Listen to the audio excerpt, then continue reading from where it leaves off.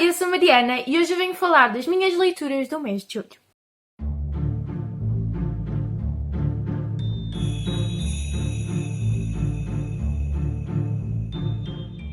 O mês de julho até foi um bom mês de leituras, não foi tão bom como o mês de abril, em que eu li tipo 12, 13 livros. Mas no mês de julho eu li no total 8 livros e foram leituras de 3, 4 estrelas, não houve nenhuma leitura de 5 estrelas.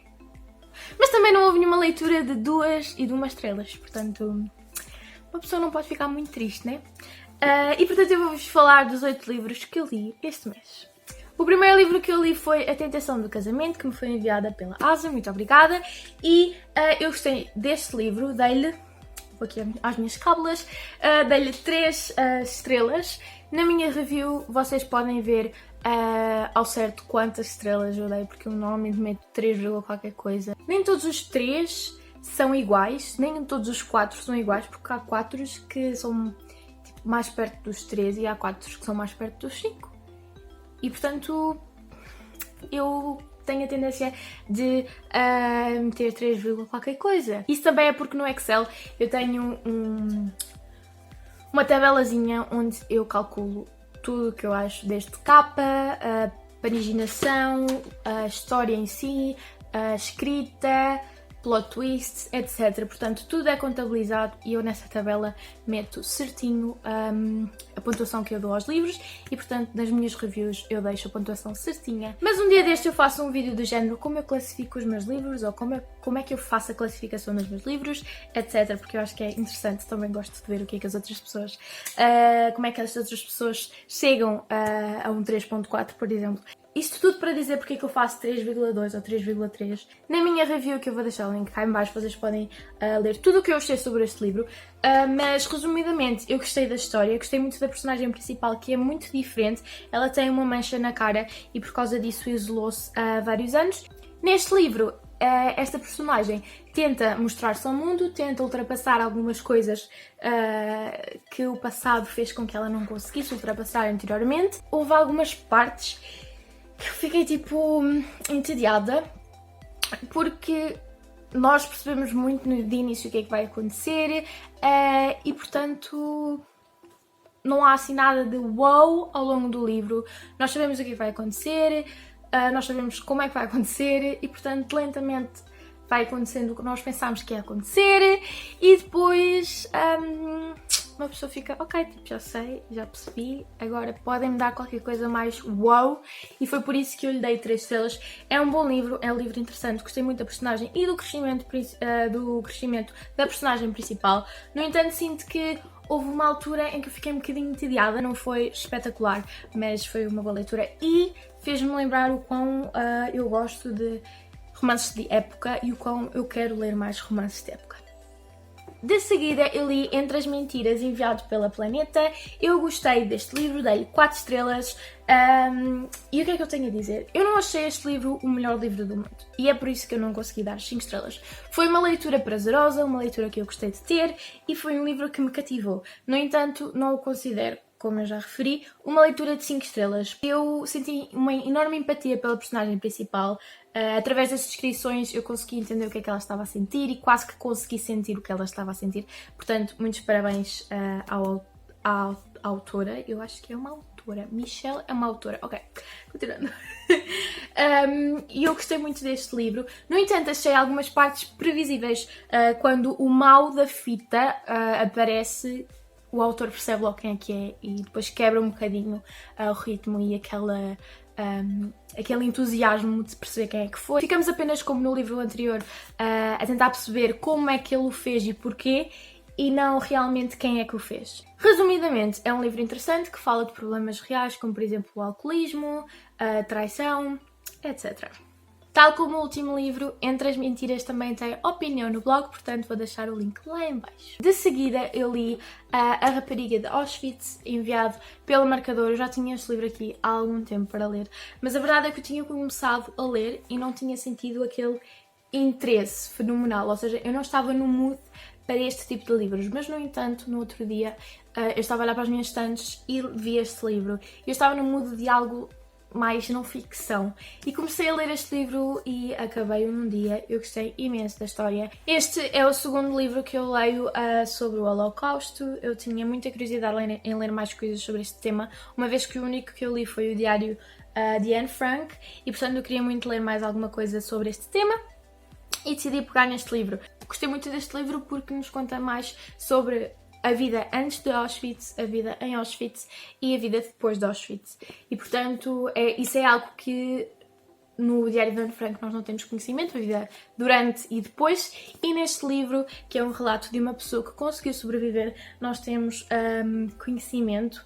E eu gostei muito deste livro. Foi um livro que me destroçou um bocadinho do coração, e eu quero sem dúvida ler mais livros do Holocausto, quero sem dúvida ter mais noção do que aconteceu, e sem dúvida que eu já disse muitas vezes sem dúvida, mas eu aconselho este livro, gostei imenso, é muito puro e tocante, e tem algumas fotos que também gostei muito de ver, algumas fotos da Eva. Que curiosidade, o pai, aliás, a mãe dela, depois de Auschwitz, casou-se com o pai de Anne Frank. E, portanto, eles aqui na capa até fazem um trocadilho, que é a verdadeira história de amor e sobrevivência da irmã de Anne Frank. A seguir, eu li este livrinho que se chama Happy Land, A Fairy Tale in Two Parts, e eu fiquei muito confusa com esta história. É tipo, eu senti muito que era uma espécie de Alice no País das Maravilhas, porque a história era tão estranha, era tipo um fairy tale, não é? Mas era uma coisa muito estranha que uma pessoa tinha que estar a perceber, que tinha que estar muito atenta para perceber. Mas eu gostei muito das ilustrações, vejam lá. As ilustrações são tipo um ponto alto deste livro. Foi o que eu gostei mais deste livro, porque ao longo do livro eu estava imensamente confusa sobre o que estava a acontecer. Se calhar não li com a atenção que era necessário, e os nomes das personagens são tão estranhos, tipo, não sei, vou deixar a minha opinião do Goodreads lá em baixo. O livro que eu li a seguir foi Hashtag Sem Filtro, da Catarina Filipe, e foi um livro que eu gostei muito, muito, muito de ler. Eu gosto muito da forma como fizeram o design deste livro. As cores estão lindas, os desenhos estão lindos, tipo, está muito, muito, muito bom, muito giro. Sem dúvida que é um dos livros que no interior são mais giros na minha estante. Vejam lá. Está muito catita. Está muito catita. Ai, quem é que usa esta palavra em 2019? Mas pronto, é um livro muito bonito, tanto interiormente aqui como exteriormente. Eu gostei muito da forma como a Catarina aproveitou este facto de poder escrever um livro para escrever um livro e realmente ajudar quem o lesse. Ou seja, uma youtuber famosa pode muito facilmente agarrar num livro ou agarrar na ideia de poder escrever um livro e tornar algo superficial. Catarina neste livro deu a conhecer alguns episódios da vida dela e depois deu alguns conselhos aos leitores de como ultrapassar momentos como o que ela ultrapassou.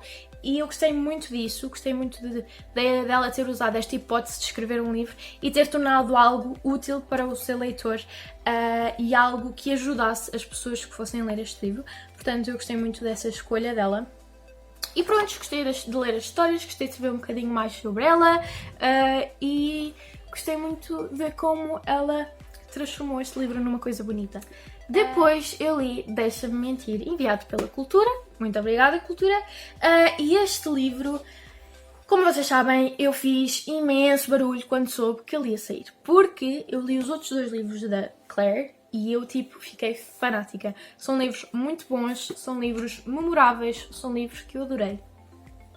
E, portanto, quando eu soube que este livro ia sair, eu fiquei, tipo, louca. Eu comecei a falar sobre ele a toda a gente. Eu comecei, tipo, oh meu Deus, vai sair. E, claro, que eu tive que pedir este livro à Cultura. Pedir um exemplar deste livro à Cultura, porque, tipo, mal podia esperar para ler este livro. E o dia de ler chegou.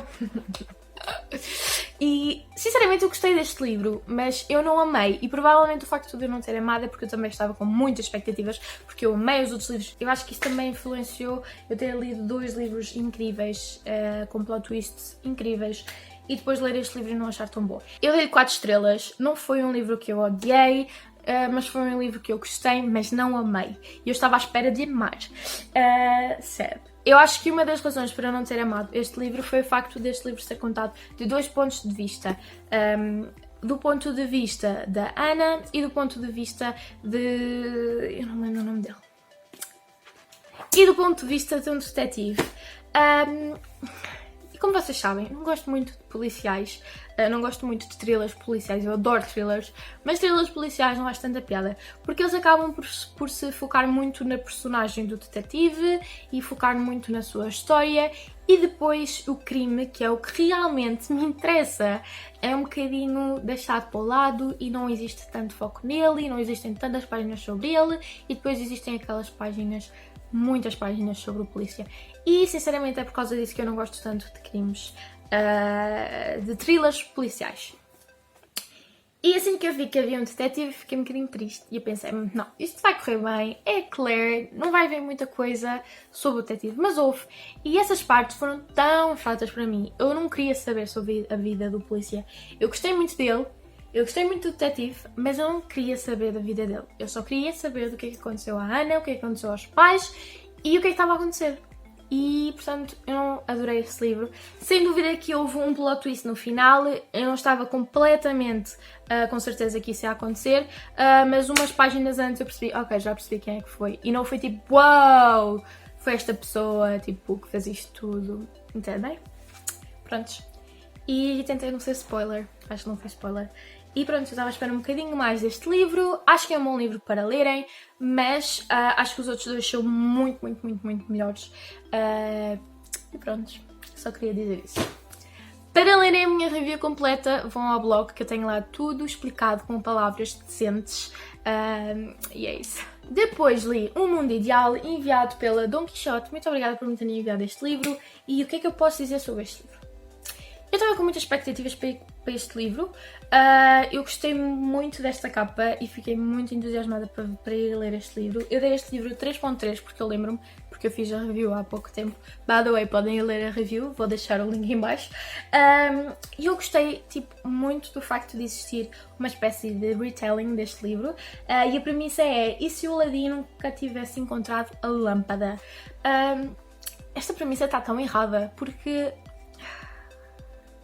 não posso dar spoilers. Quanto às personagens, eu gostei muito das personagens, gostei muito do facto de a autora ter inserido novas personagens. Isso fez com que o autor conhecesse melhor o mundo, conhecesse melhor o povo deste mundo. Quanto às personagens principais, eu não sinto que haja um grande desenvolvimento nas mesmas, acho que até elas se tornam um bocadinho planas demais durante o livro todo. Uma coisa que realmente me irritou neste livro foi o romance, porque assim, num livro da Disney nós compreendemos que o foco deles não é o romance, que exista muito amor à primeira vista, porque é a Disney. Essas coisas são tipo características dos filmes de Disney.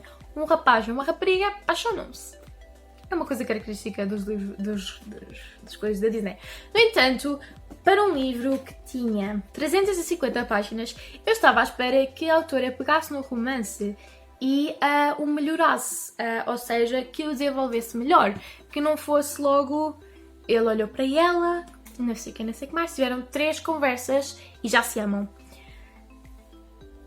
Não, não, porque eu sei que é um retelling e eu sei que é baseado no Aladdin da Disney, no entanto, é um livro de 350 páginas, podiam ter usado 20 ou 30, chegavam 20 ou 30 páginas para terem melhorado este romance.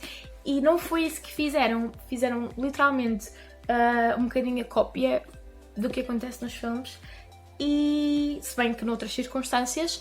E pronto, e deixou-me muito a desejar e deixou-me muito irritada. Quanto ao plot e ao enredo principal, eu juro-vos, eu dei por mim muitas vezes entediada porque nós sabíamos o que é que ia acontecer, eles sabiam o que é que ia acontecer e foi muito lento.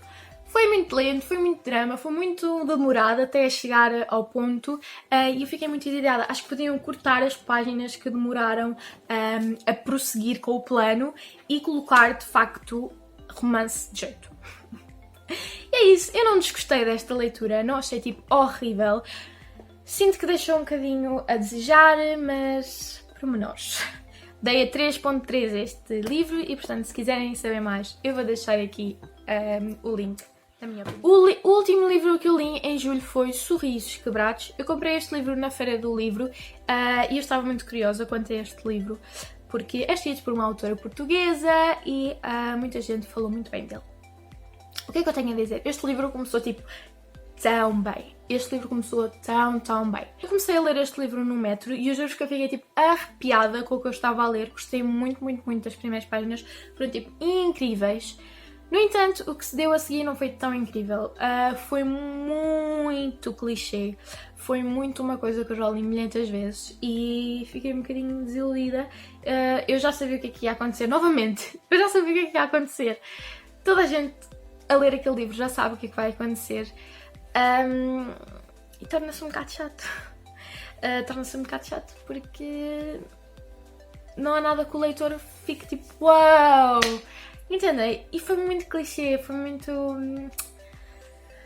Enfim, fiquei muito desiludida com este livro, dei-lhe 3 estrelas, estava à espera de muito melhor.